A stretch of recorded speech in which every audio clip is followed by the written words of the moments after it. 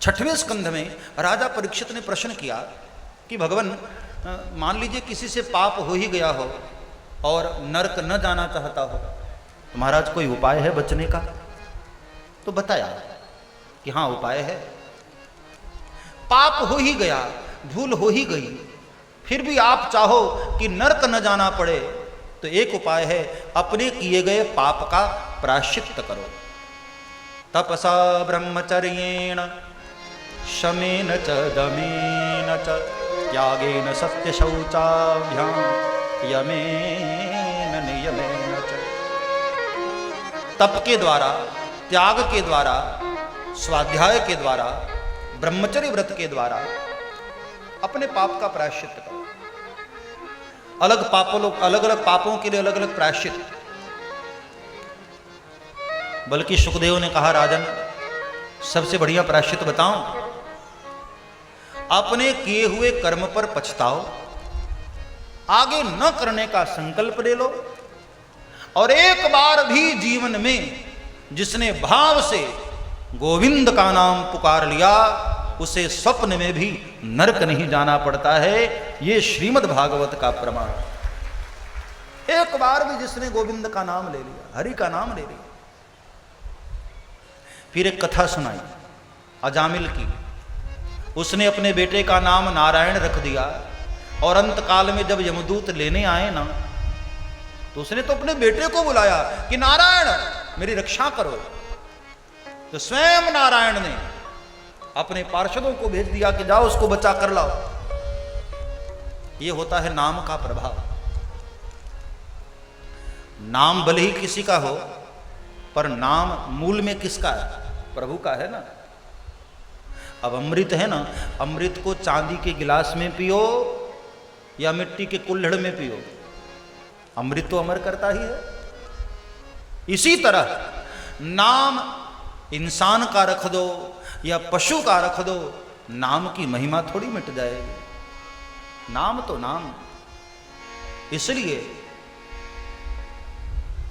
एक बार भी भाव से नाम लो, आप नरक से बच जाओगे। बाद में वृत्रासुर की कथा सुनाई, पुंसवन व्रत की विधि बताई, और 6वें स्कंद को विराम किया।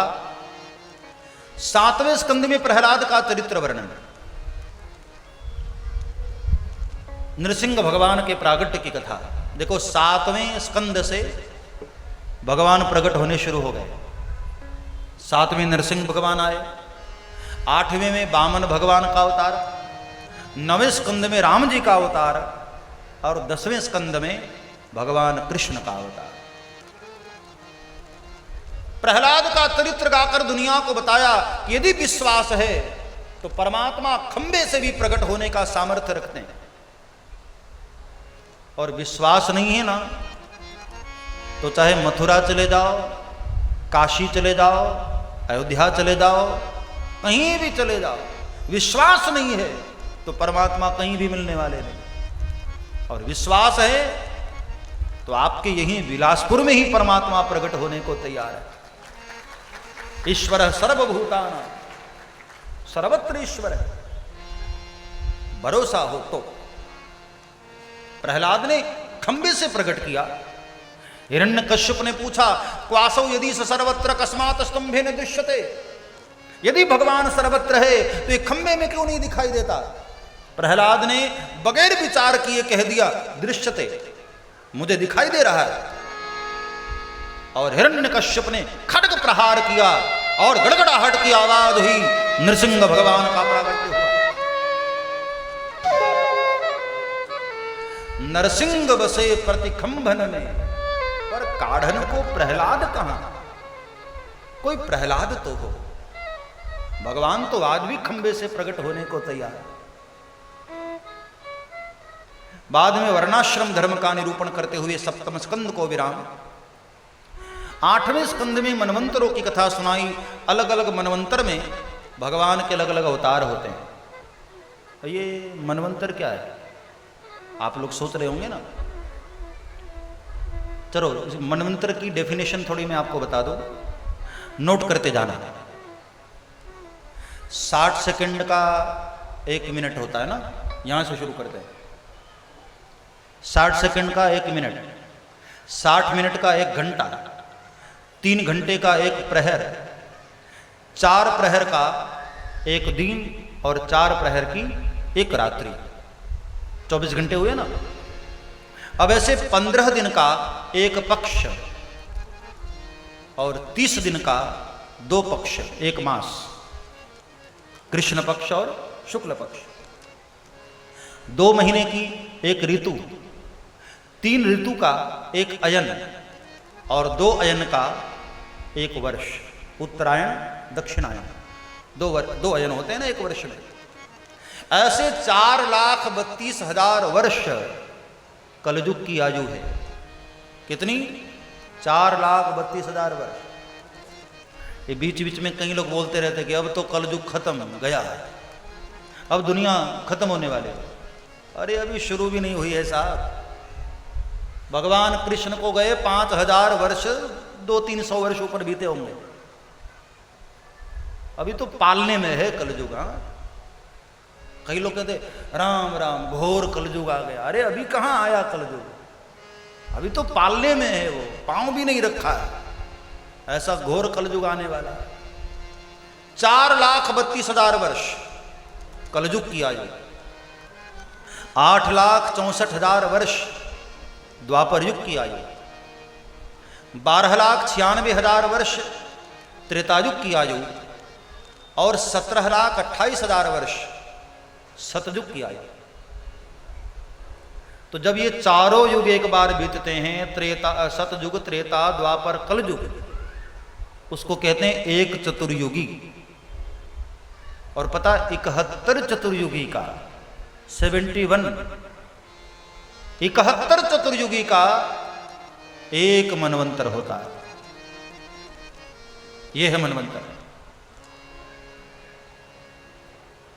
अच्छा पता है मनवंतर भी 14 होते हैं। 14 मनवंतर जब बीतते हैं तब एक कल्प होता है, उसको कहते हैं एक कल्प। और एक कल्प का ब्रह्मा जी का 1 दिन होता है। एक कल्प का 1 दिन ब्रह्मा जी का, और 2 कल्प का 24 घंटा ब्रह्मा जी का। और ऐसे ब्रह्मा जी 100 साल जीते हैं जब, तो पता है भगवान का कितना समय होता है? केवल निमिष मात्र, जितनी देर में पलक झपकती है, केवल उतना। दुनिया का बड़ा से बड़ा कैलकुलेटर भी फेल हो जाए, इतना लंबा गणित है। अपने को इतना ही याद रखना है कि हर मनवंतर में भगवान का कोई न कोई अवतार होता है। तो एक मनवंतर में भगवान का हरि अवतार हुआ, गज पर कृपा किया। एक मनवंतर में भगवान का वामन अवतार हुआ और भगवान ने बलि राजा पर कृपा किया। बोलिए वामन भगवान की जय। बलि राजा के ऊपर भगवान ने कृपा किया, वह कथा सुनाई। और अंत में मत्स्यावतार की कथा सुनाई। सत्यव्रत राजा की कथा सुनाते हुए अष्टम स्कंद को विराम किया। अब जल्दी से चल रहा हूं मथुरा, बस अब नहीं आने ही वाले हैं। सोने वाले जाग जाओ, मेरी नजर सब पर रहती है। हाँ, आश्चर्य हो रहा है, गर्मी में भी नींद आ गई। हाँ, इतनी गर्मी। भगवान की कथा ही ऐसी होती है सारा, इतना आनंद मिलता है ना कि व्यक्ति रिलैक्स होते होते सो ही जाता है। अब जाग जाओ, आसपास में कोई सो रहा हो तो उठा दो भैया, अब कन्हैया आने वाले हैं। 9वें स्कंद में राजा परीक्षित ने प्रश्न किया सूर्य और चंद्र वंश के विषय में। बताया कि हे राजन, विस्तार से बोलूं तब तो पूरी जिंदगी बोलता रहूं, फिर भी पूरा ना हो पाएगा। संक्षेप में सुनो। जो लोग राम जी के दादा परदादा के विषय में पूछते हैं ना, अब वो ध्यान से सुनो। राम जी के दादा परदादा, परदादा के भी परदादा कौन हुए? सबसे पहले भगवान नारायण। नारायण की नाभि से कमल, कमल से ब्रह्मा जी, ब्रह्मा के पुत्र मरीचि, मरीचि के पुत्र कश्यप, कश्यप के पुत्र सूर्य, सूर्य के पुत्र वैवस्वत मनु, और वैवस्वत मनु के पुत्र इक्ष्वाकु, उनके पुत्र विकुक्षी, और इन्हीं के वंश में कई पीढ़ी बीत जाने के बाद हरिश्चंद्र नाम के राजा हुए। हरिश्चंद्र के रोहित, रोहित के हरित, हरित के चंप, चंप के सुदेव, सुदेव से वृक, वृक से बरुक, बरुक से बाहुक, बाहुक से सगर, सगर से अंशुमान, असमंजस, दिलीप, और इस प्रकार कई पीढ़ी बीत जाने के बाद खटवांग, दीर्घबाहु, पृथुश्रवा, अज महाराज, और अज के ही पुत्र हुए महाराज दशरथ, जिनके यहाँ भगवान राम के रूप में अवतरित हुए। बोलिए रामचंद्र भगवान की जय। तो भगवान राम का प्रागट्य हुआ, राम जी की पूरी लीला का वर्णन किया, और अंत में कुश को गद्दी दे करके भगवान राम भी स्वधाम वापस पधारे। कुश का वंश आगे बढ़ा, और अंत में सुमित नाम के राजा के साथ रघुवंश पूरा हुआ। अथा तो श्रूयताम राजन वंशः सोमस्य पावनः। ये सूर्य वंश पूरा हुआ। सब्सक्राइब करें श्री चिन्मयानंद बापू जी के YouTube चैनल को, और हमारे वीडियोस को सबसे पहले देखने के लिए बेल आइकॉन को दबाना न भूलें।